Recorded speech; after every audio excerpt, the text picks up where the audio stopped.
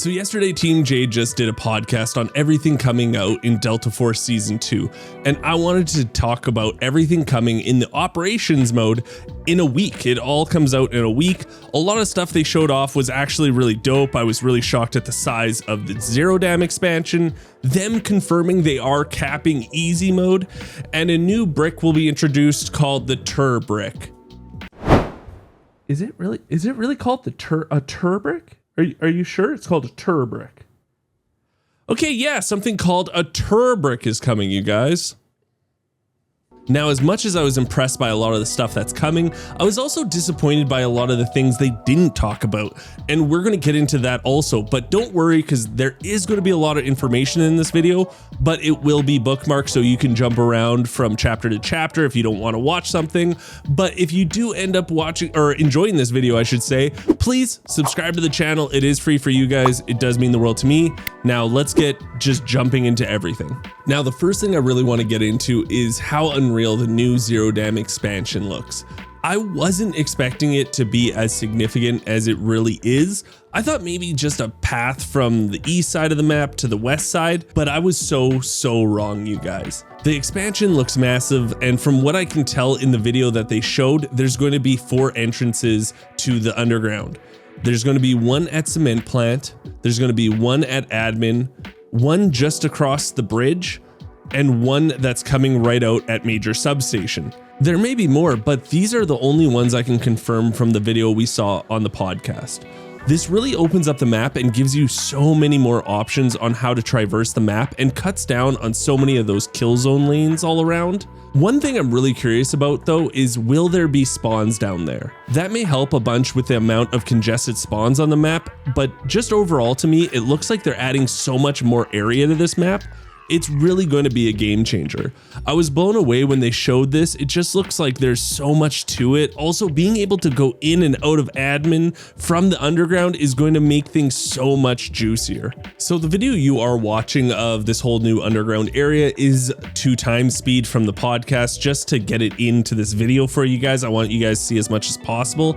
But I do also want to let you know that it looks like there's going to be so many more areas for you to loot. So if you're always playing Zero Dam and you're like, man, there's just not enough loot, I think this is going to open up the opportunities for you to get that juice. And also, while we're watching this, I can talk about, yes, they are going to be capping easy mode in operations. So that means armor, you're only going to be able to use purple and below. And ammo wise, you're only going to be able to use blue. Now, some people are very strongly against this. Some people are strongly for this. I'm of the camp, let's just try things out. This is early access. Let's try it out. If it doesn't work out, we can change it. We can talk to the devs, and they're pretty good about changing things. The only real issue I have right now though is normal mode Zero Dam's always available, but Leali's on a 3-hour, carousel. So it's kind of dumb that way. So I'll get into that later on, but hey, for this or against this, let's at least try it out and see how it does pan out. We're also getting a Space City expansion, which doesn't look quite as extensive as the Zero Dam expansion, but they did say they noticed so many players were getting into gunfights before they could even get into the main area on the center of the map. So they're adding a brand new area to the north. They're also making it so the key cards for bridges are a lot faster when you do use them, and that they're going to be adding another POI called the Broken Bridge.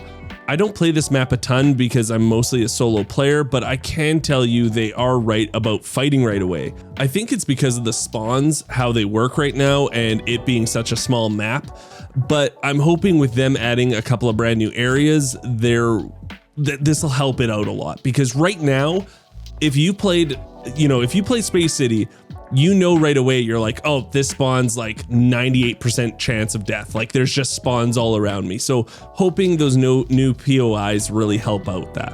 There's a new limited time mode coming that's separate from operations and warfare, and it's called Hot Zone. And this will be an arena style 3v3v3 game mode. There's going to be 7 rounds, and the first team to win 3 of those is the winner. It looks like it's going to be like Counter-Strike, where every round you'll collect points, and with those points you'll be buying kits before the start of each new round. The maps are going to be smaller sections of operation maps, and this is important to them because they want you to be able to practice PvP for operations, but without worrying about losing gear and having that gear fear. This will be perfect for people that want to warm up before they jump into operations, or for people that just like fast-paced PvP but don't like warfare because it's just a little too big. The only real worry I do have about this is it's already so hard for me to find a match in the mornings on operations. So if we have the player base now in warfare, operations, and this new mode, it's going to take me a while to find matches in the morning now. And you know what? Yeah, I'm being selfish, but the new operator, which I'm sure a lot of you are excited about, is the new Riot Shield character named Alexei Petrov. This character isn't even out yet and people are already complaining about him on the internet, but I get it. Riot Shielders, no one likes a Riot Shielder. So his ultimate ability is having a Riot Shield up in front of him, and he does take a lot less damage from explosives while in this state, but you can also shoot out the little window, so he does take damage, so it's not like he's impenetrable. He also has a grappling gun that can shoot and drag enemies to you, but can also get down teammates and loot crates from fallen enemies. He also has a really cool barbed wire grenade, and his passive ability is a rear guard where he wears the Riot Shield on his back, so shots from behind you do significantly less damage. Now, I know on paper this just seems very OP, and it seems like everyone's going to have one of these in their 3-man squad, but let's give it a chance and then we'll complain. All I know is I definitely need on my soundboard the Scorpion Get Over Here, because that grappling gun sounds super fun, right? Like it sounds pretty fun. Now, this one's really tricky. They are adding Dolphin Diving to the game, but when the dev introduced it, she said they're really excited to add it to Warfare mode, but then the host Goj says it'll be fun to use in both modes, so I'm not really sure what to make of it.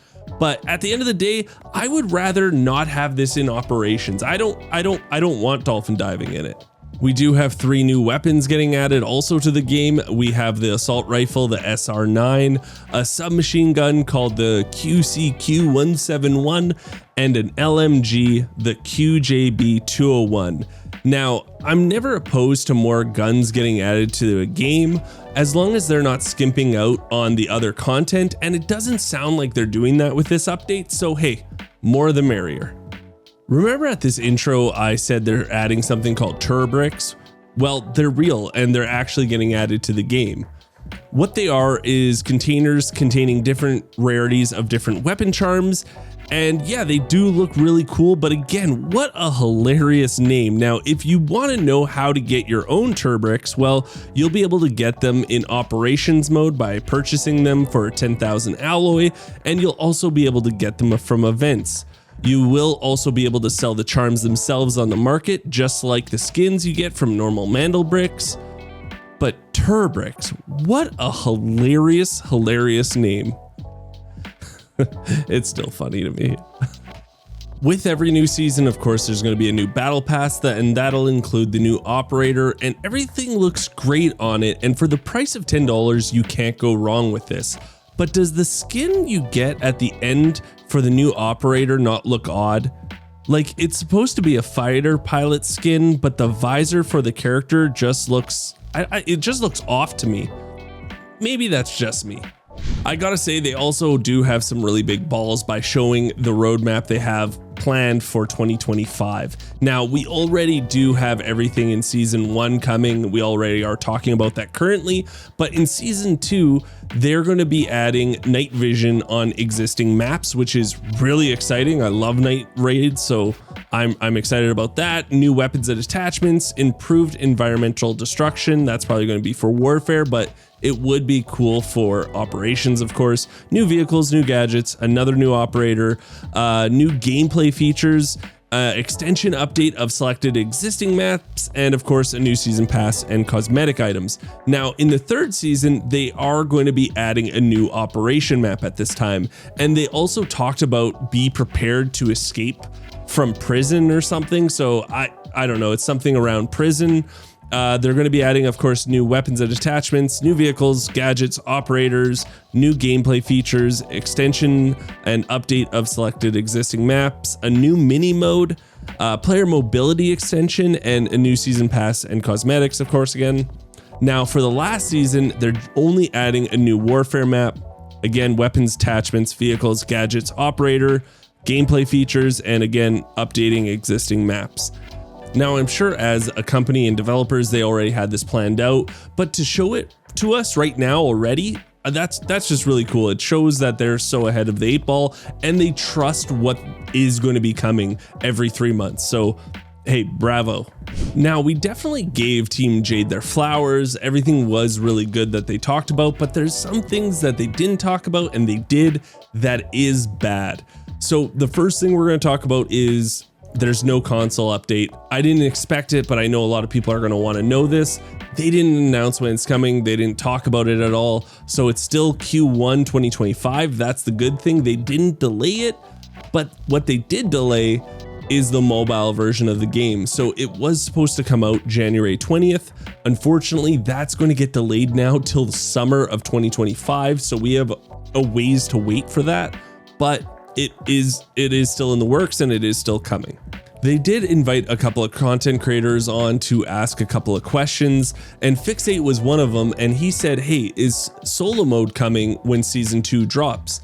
And if you guys don't know, Shadow had a Reddit AMA recently where a lot of people were asking about solo mode in operations, and he said, you know what, the next update, we're going to have a limited time event for solo only.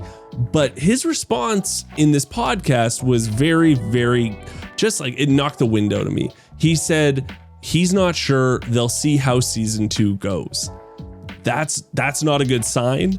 I understand, because it's probably because they don't have enough player base right now currently, and I think they're just pushing it off until they do get the console players to come, because right now the audience will be segregated in squads and solos, and they're probably pretty worried about this. Now, as much as I do understand, and I'm trying to see things from glass half full, it just really sucks. They also didn't talk about one of my main gripes right now, which is that Zero Dam Normal's always available, but Leali Grove is only available every 3 hours, and that's for 1 hour. And that's a bummer. I was really hoping they'd talk about making Leali Grove normal available, like say all of 1 week, and then Zero Dam getting put in the carousel, and then the week after that Zero Dam normal is always available, and then you know what I mean? Like it just makes sense to me. The one other gripe I heard was that their questions from the Twitch chat weren't getting answered live on air. I need you guys to understand these things aren't live at all. This is all pre-recorded because there's a lot of translation that has to happen.